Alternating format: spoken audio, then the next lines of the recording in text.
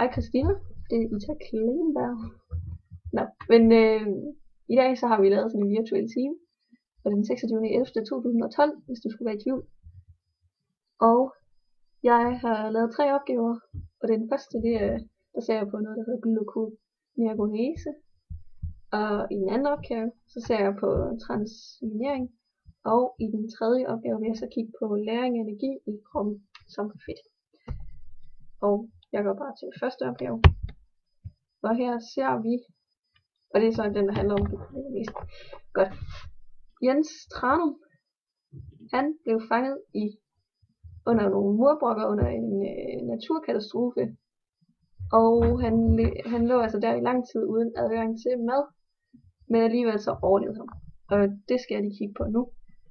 Fordi normalt så får vi jo mad i munden, og så kommer den ned i maven, og man udvinder energien fra det, som er glukose, typisk. Og det bliver så frigivet ud til blodet i tarmene.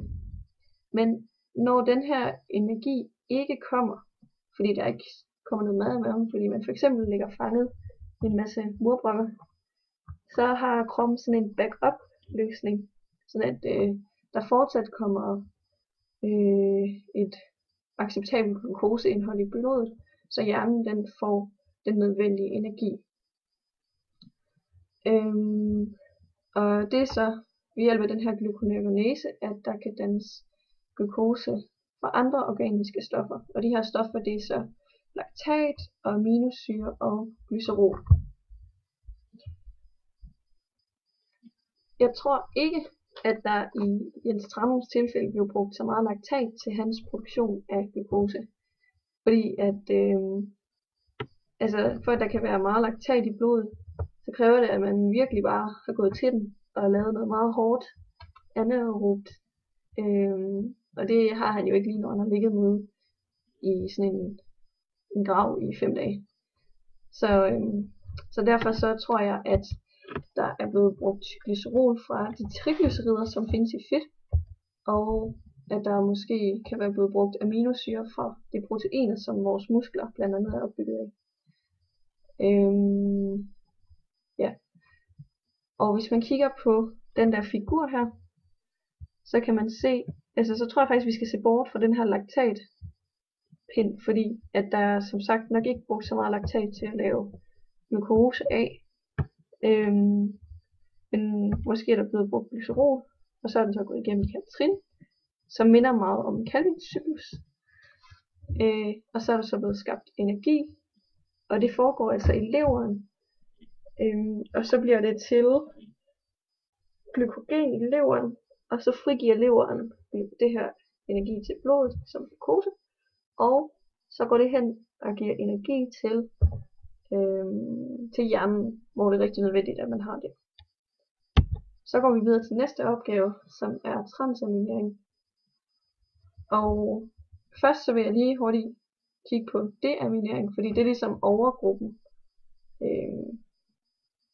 Og det går ud på, at man tager en aminogruppe og flytter den. Og tit så bliver det brugt til, hvis man nu skal nedbryde aminosyre.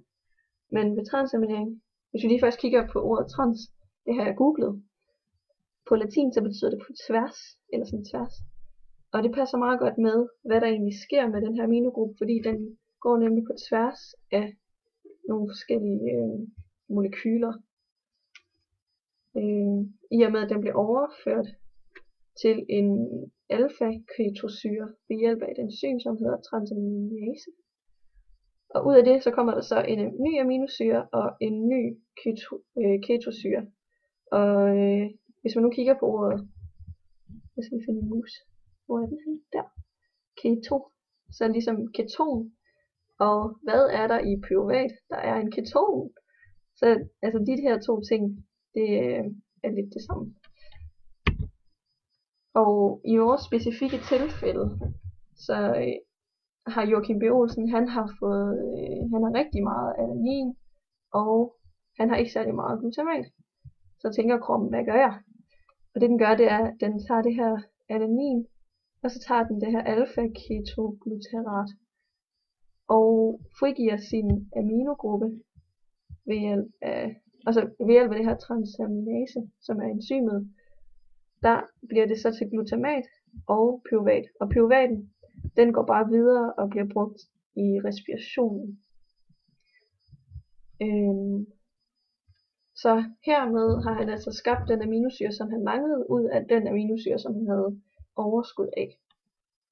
Og det er jo meget smart, fordi så kan kroppen, den kan bare bytte rundt på sine aminosyre, og så kommer man aldrig til at mangle nogen aminosyre.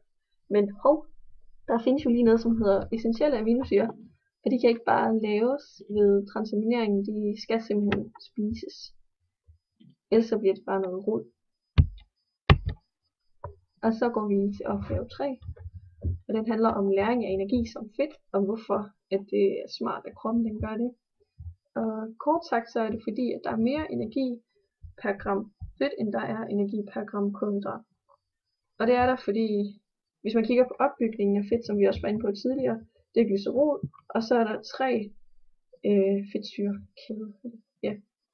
Og det er så kæder med C-atomer, og så er der bare mere end dobbelt så mange H'er, der sidder på dem. Bare sindssygt mange H'er. Og de er jo mega nice til når man skal lave ATP i elektrontransportkæden. Så derfor er der altså bare rigtig meget energi, fordi der er sygt mange H'er, og de laver bare rigtig meget ATP. Og så en ting er, at der er rigtig meget energi i det, men noget andet er også, at de vejer ikke så meget, fordi lipider de er hydrofobe, det vil sige, at de kan simpelthen ikke lide vand. Og vand det er meget slemt som dødvægt. Hvorimod at hvis nu kroppen den lærede energien i form af kulhydrat, så ville der bare være mega meget vand, og så vil man være rigtig fyldt med vand. Og det er jo en dødvægt, så det er ikke særlig økonomisk, rent energimæssigt, at bære rundt på alt det. Ja, så derfor så ser vi altså, at i 1 gram kulhydrat, så findes der 17 kJ, og i 1 gram fedt, så findes der 38 kJ. Og det er derfor, at kroppen lærer energi som fedt, og ikke som kulhydrat. Og så er jeg færdig. Ha' en god dag.